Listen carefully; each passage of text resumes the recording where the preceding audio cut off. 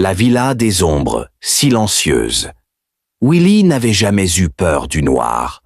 Originaire d'Afrique de l'Ouest, il avait quitté son pays avec un seul objectif, offrir une vie meilleure à sa famille.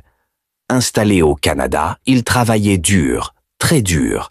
Agent de sécurité depuis des années, il enchaînait les nuits de gardiennage, les rondes interminables dans le froid, les silences lourds des bâtiments vides. Chaque fin de mois, une grande partie de son salaire repartait en Afrique. Pour sa mère, pour ses petits frères, pour ceux qui comptaient sur lui. Mais avec le temps, la fatigue s'était installée. Une fatigue profonde, pas seulement physique, quelque chose de plus lourd.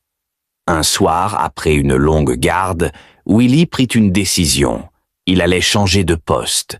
Grâce à son responsable, il trouva une nouvelle mission.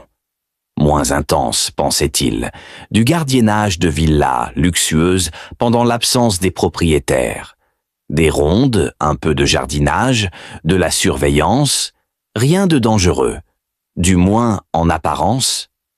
Les semaines passèrent, les villas changeaient, les lieux aussi, parfois en ville, parfois en périphérie. Jusqu'au jour où son responsable l'appela d'un ton étrange. « Willy, j'ai une mission spéciale pour toi.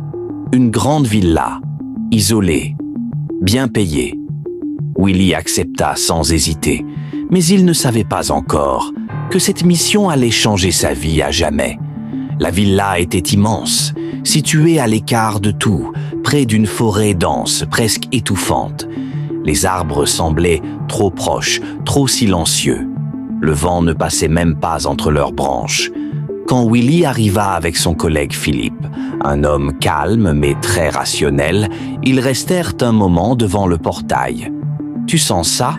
demanda Philippe. « Quoi ?»« Je sais pas.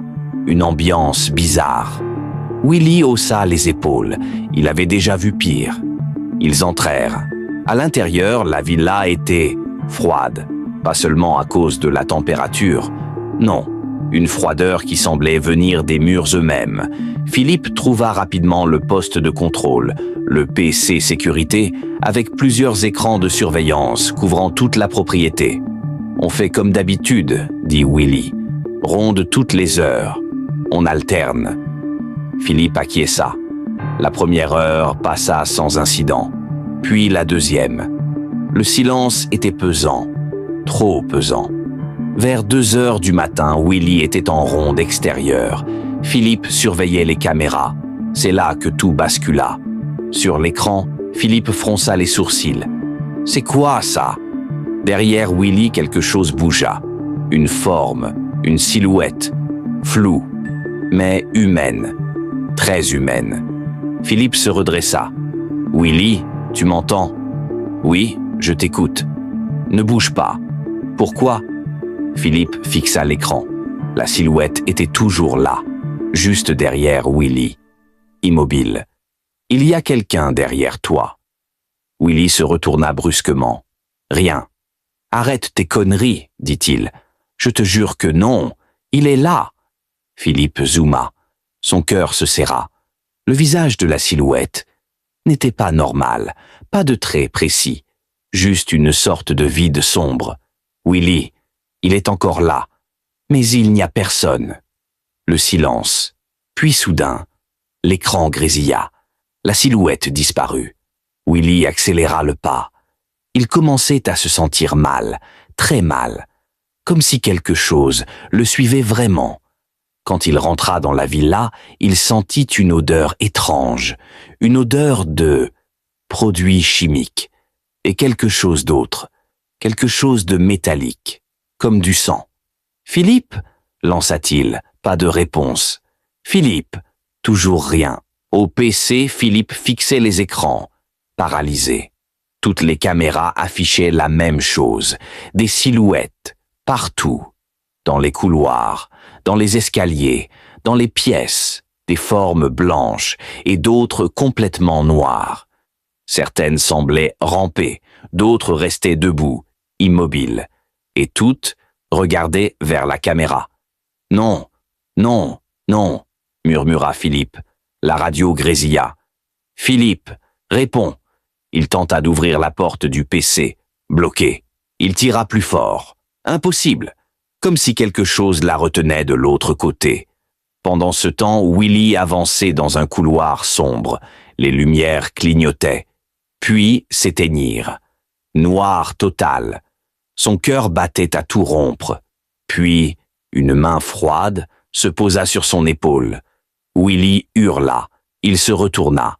Rien. Mais il entendit un souffle, juste derrière son oreille. Pars. La voix n'était pas humaine, elle était multiple, comme si plusieurs personnes parlaient en même temps.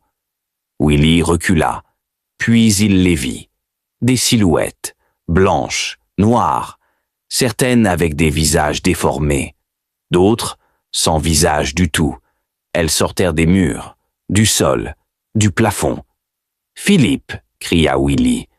Mais Philippe ne pouvait rien faire. Il entendait les cris, les hurlements.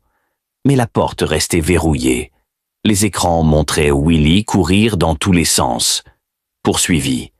La villa n'était pas une villa. C'était un lieu de préparation des corps, un endroit où l'on nettoyait les morts avant leur enterrement. Mais quelque chose avait mal tourné. Très mal. Certaines âmes n'étaient jamais parties.